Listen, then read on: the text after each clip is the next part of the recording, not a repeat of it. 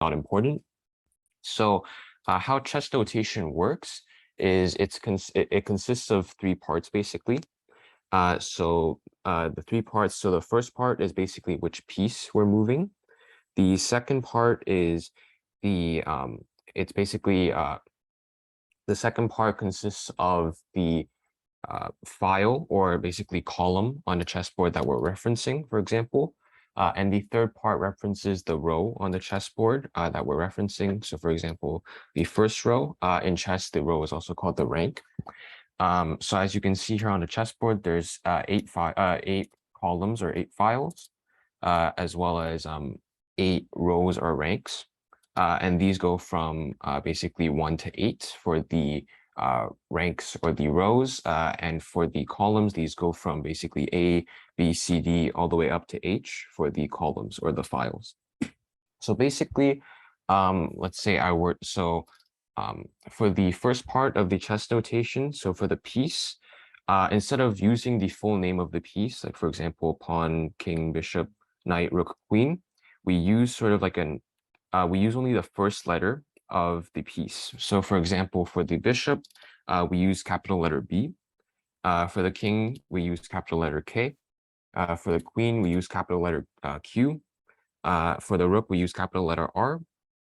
And for the knight, since we don't, so for the knight, we actually use the letter N instead of the letter K, because when you say knight, you don't actually hear the K, which is why we're using the N. And as for the pawn, we don't actually use a P for the pawn. We just directly skip that part per se. So yep, those are sort of the letters that we use to call the pieces that we're moving. The second part is the file that the piece is moving to. So as I mentioned, there's 8 files. There's the A file, B file, C, D, E, F, G, H. So let's say I were to move this knight to here. Then as we can see, this is the F file. This is where all like the F squares will be. And then, so basically, if we were to call the chess notation so far, it would be NF. And then as you can see, this is also currently on the third rank or row, which is why there's also a 3 at the end. So it's knight F3 or NF3 if you're just using the letters and numbers. So I'll give another example just to demonstrate. So on the first move, for example, if we're moving a pawn, say we move this pawn to here, so this square would be E4 because it is on the E file, as you can see, and it is on the 4th rank or row. So that's why the square is E4.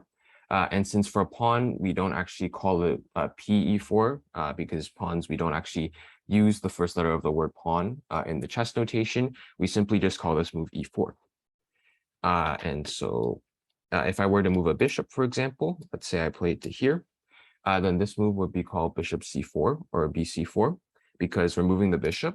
So the first letter of bishop is B, so which is why we're calling it B firstly. And then this square is on the C file, which is why we're calling bishop C. And then 4 is, of course, the rank, which is why we're calling it bishop to C4. Okay, so can anyone, so hopefully that made sense. And so can anyone tell me what this move would be? Go ahead, you can unmute your mic and say what move it is, or if something's not clear, you can ask. NF6 or knight F6? Yes, that is correct. Good job. So just to, for the people who maybe weren't a bit clear, so basically this piece is the knight. So the first letter that we're using is N instead of K. So knight firstly, and then since this is the F file, this is, so it's NF, and then since this is the 6th row or rank, we're calling this knight F6. Okay, so that's a quick mini lesson on chess notation. So the next thing we're basically covering is, okay, so one more thing about chess notation. So that's how the pieces, that's how we quantify how the pieces move. So basically, this will be useful because whenever we're doing any practices or when you want to suggest a move, you can use chess notation, and it's kind of just universally understood when we're playing chess. So that's what's useful about chess notation.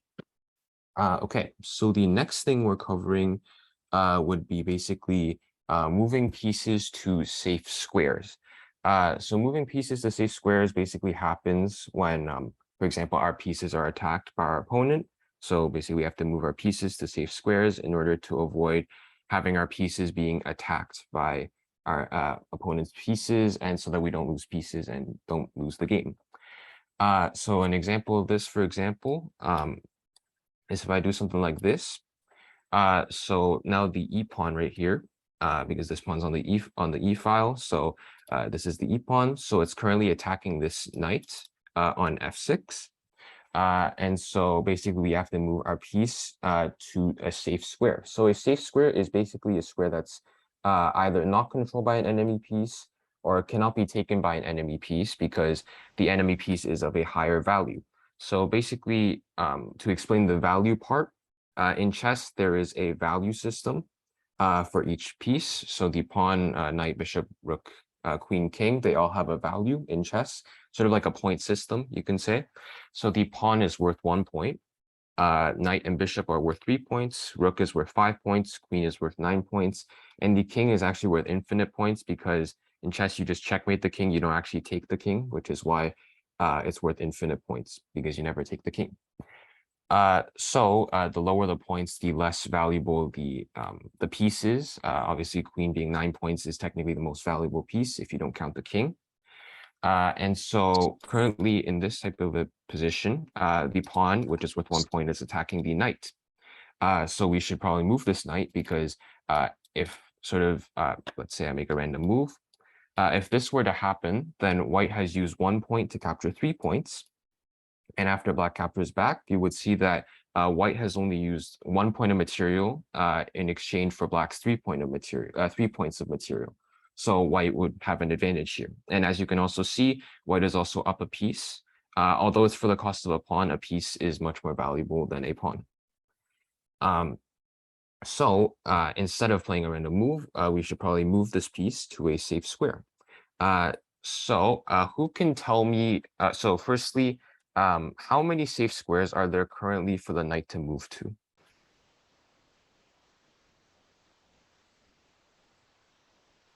3. 3, yes. Okay, so yep, so 3 would be correct. Can someone tell me which 3 of these, which 3 squares these would be? What can I say? Yep, go ahead. D5, Yep, E4, and G8. that is correct. Good. Okay, so the other 2 squares that the knight can go to, which are G4 and H5, as you can see, these are controlled by the queen. Since the queen moves diagonally, so the queen would control both the G4 and H5 squares, which is why, like you said, the E4 square, D5 square, and the G8 squares are the three safe squares, basically. So here we can pick, we can play knight to D5, for example. And then here, white can continue to attack our knight if they want to, for example, with a move like bishop to C4. So here, as you can see, the bishop is attacking our knight, which is on D5. And now, once again, I'll ask again, how many safe squares does the knight have?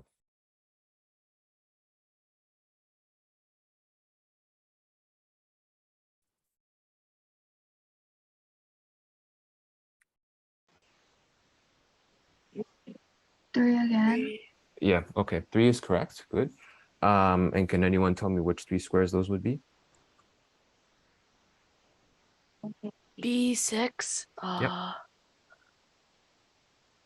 I think B4 and F4. That is correct. Good. Okay, so as you can see, the knight in total, if we don't consider safe moves or not safe moves, the knight actually has currently 1, 2, 3. So it currently has 6 legal moves it can go to, and only 3 of them are safe, as you guys mentioned. So the C3 squared is controlled by both pawns as well as the knight. The E3 squared is controlled by both pawns, as well as the F6 square, where it just came from. It's obviously controlled by the E5 pawn. So here there's actually 3, so there's 3 moves that are safe, as you guys mentioned. So here we can play knight to B6, for example, knight to B4, or knight to F4. So now I'll give an example of a situation where a safe square is controlled by an enemy piece, but the enemy piece is of higher value, which is why the enemy piece cannot take. So for example, in this type of a situation, so here, as you can see, so here our opponent has a queen attacking this knight, as well as a knight attacking this knight, and we only have one piece defending it. So if we basically in chess, so if we do counting, we can see that, let's say I play a random move, after they take here, we can't actually take back because our opponent has another piece defending and we don't have a secondary piece defending, which is why we'll actually be losing a piece if we don't defend the knight or if we don't move it away. So here, there's a lot of safe squares. So can anyone tell me which safe squares there are? So basically the coordinates for the safe squares.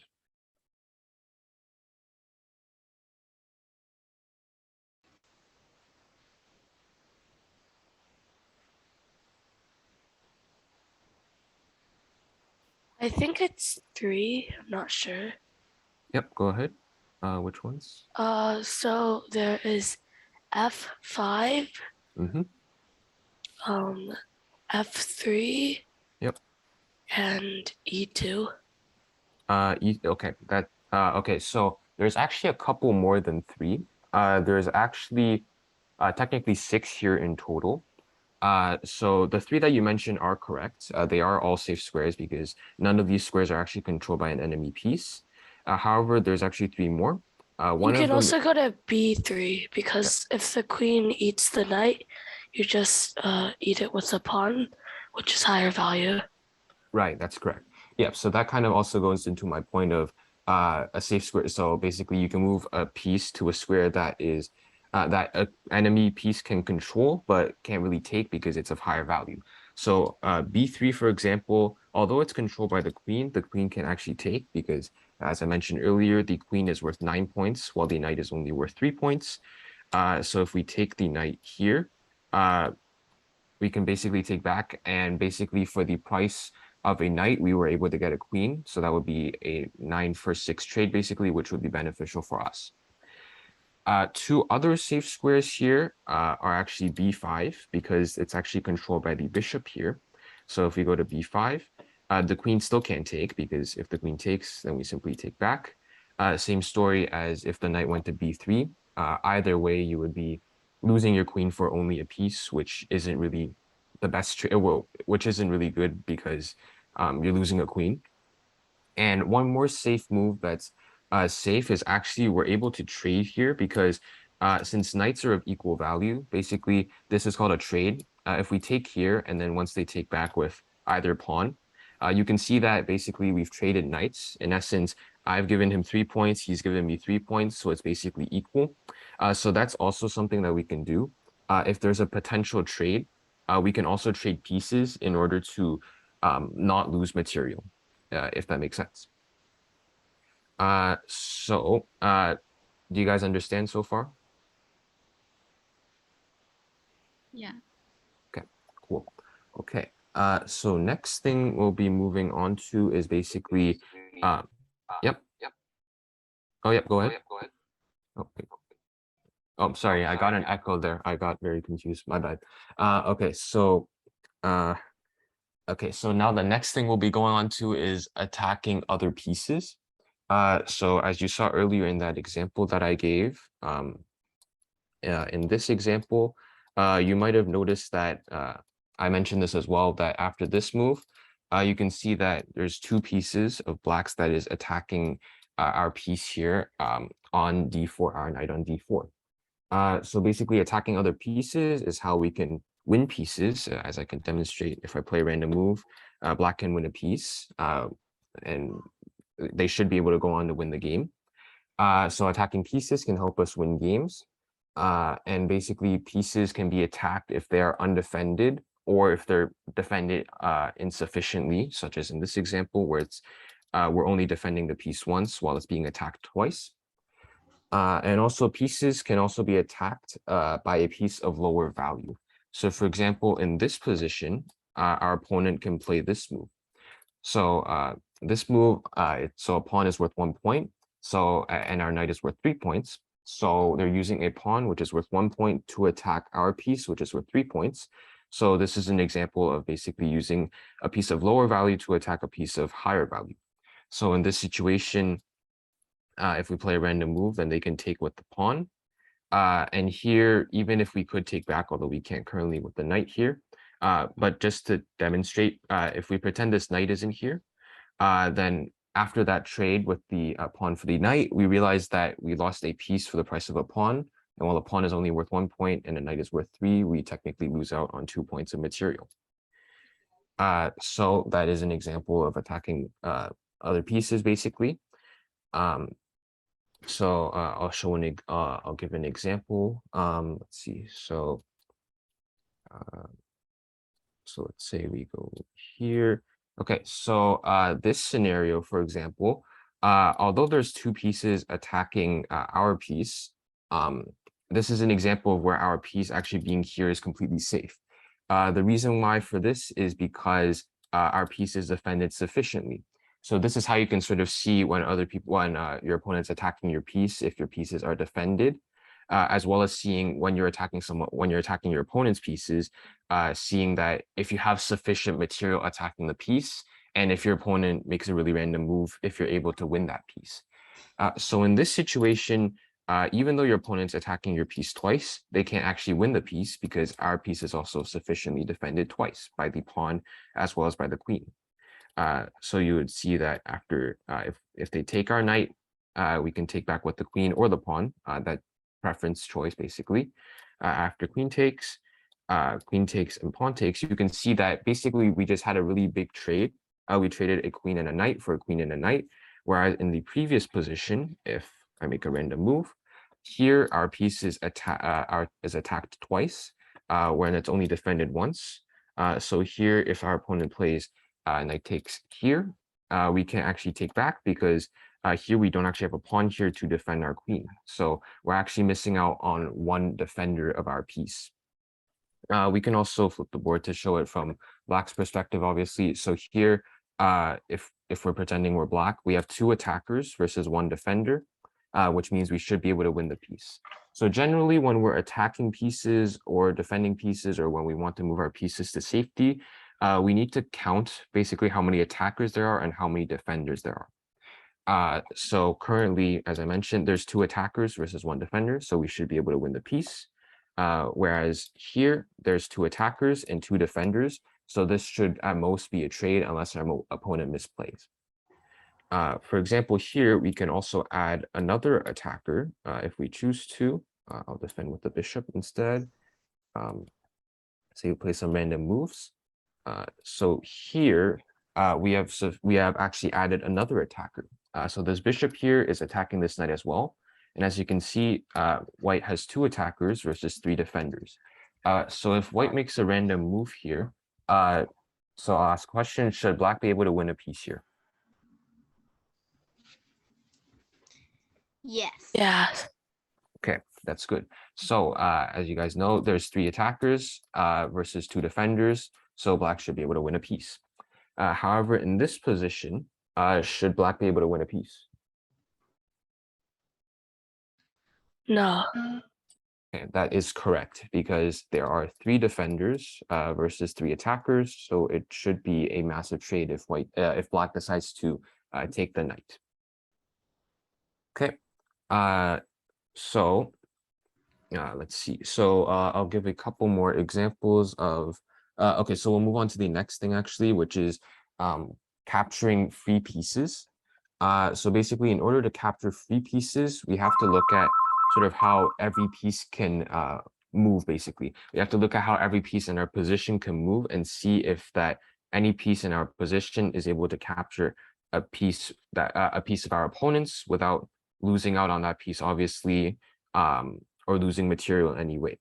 So basically, when capturing pieces, we also have to see that if we capture with a certain piece, if our opponent captures back, will they be capturing back with? Will we basically be losing material if we're gonna? So will we be losing out basically by using a piece of too high value to capture a piece of lower value? When it's captured back, we'll be losing material basically.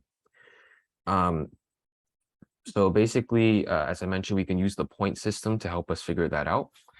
So I'll give the same example again to illustrate. So here let me play a couple more moves. So here, for example,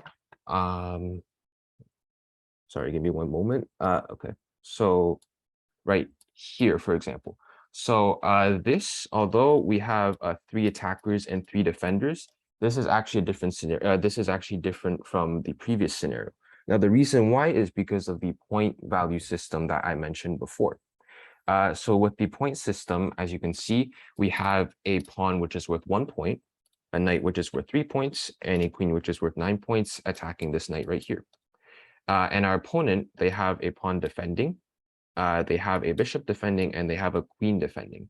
So as you can see, although the defenders and attackers are worth the same amount of points, we're using a lower value piece to attack a higher value piece, which is why this would be a good trade for us if in this position, because when we capture, you see that we used a 1 point value piece to capture a piece that is worth 3 points, which is why this is beneficial for us. And now a completely undefended piece, which I'll demonstrate, which is, say our opponent plays their knight into this square. So this is an example of basically a piece which is completely undefended. Basically, as you can see, we can capture this knight, and there's no piece in white's, basically in white's position that's actually actively defending this knight. As you can see, all of white's pieces are still on the back rank, so they're not able to actually defend this knight that went to e5. So that is an example of a piece that is completely undefended, and that would actually be a blunder because white would actually be losing a piece. So does that make sense to you guys so far? Yes. Okay, cool. Okay, so I'll give a couple more examples and I'll have you guys sort of say if it's a good trade, bad trade, etc. So let's see. Okay, so if white captures this queen right here, would this be who would this be a good trade for? White. Why? Because the knight, no, the black queen is worth more than a knight. A queen is worth more than a knight by 6 points. Mhm. So the white would get 6 points value. Correct. Good. Okay. I'll give another example. Say we do something like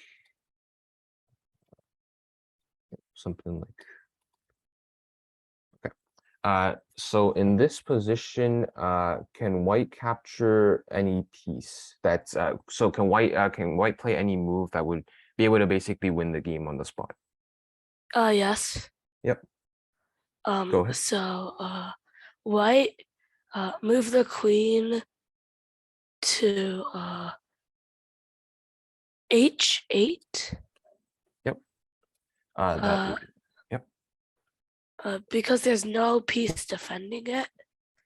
Mhm. So it's a free capture. Yep, that's correct. So that's an example of basically a piece that's undefended. As you mentioned, there was no piece in this position that was protecting this rook in the corner. So we can simply capture this rook and be happy with our free rook. I'll give one more example. So I'll flip the board actually for this. So in this type of a position, yep. So would a move like this be good for white? Yes. Why? Oh, wait. No. You know why? There's a pawn. Yep. Yep. So a pawn is basically worth 1 point, and a bishop is worth 3. So if white does play this move, then white would be losing 3 points of material, while black only has to lose 1 point of material, and this wouldn't be good for white. I'll give one more example. So in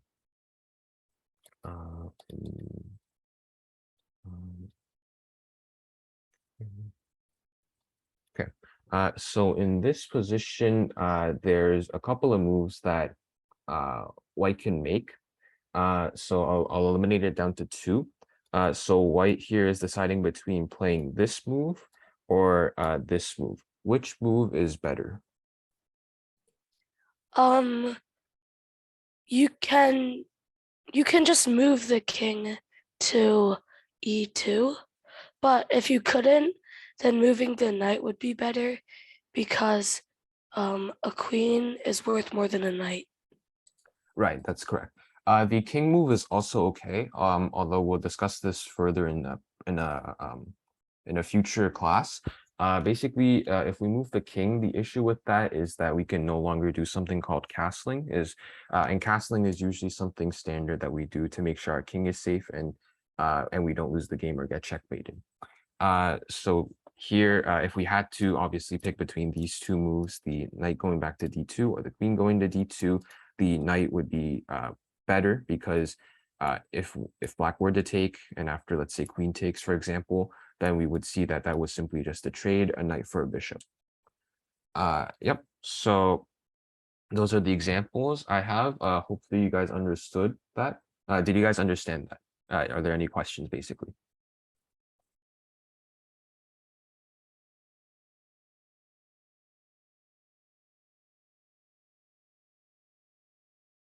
Okay, if there weren't any questions, then now we'll be splitting into breakout rooms for some practice, basically seeing if we can spot some pieces in our opponent's positions that are hanging. And yeah, have fun solving those puzzles. I'll put you guys into breakout rooms.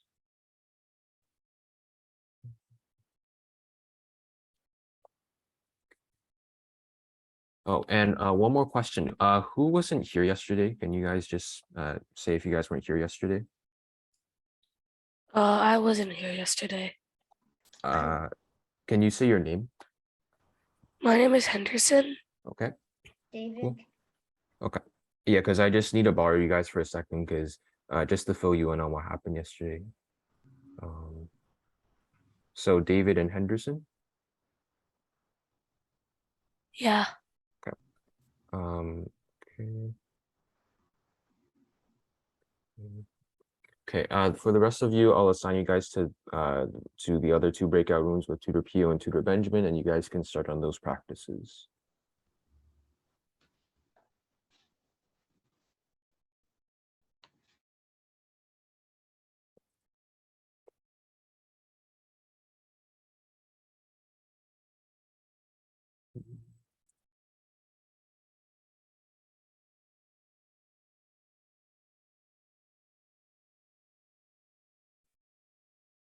Feng Shu, were you here yesterday?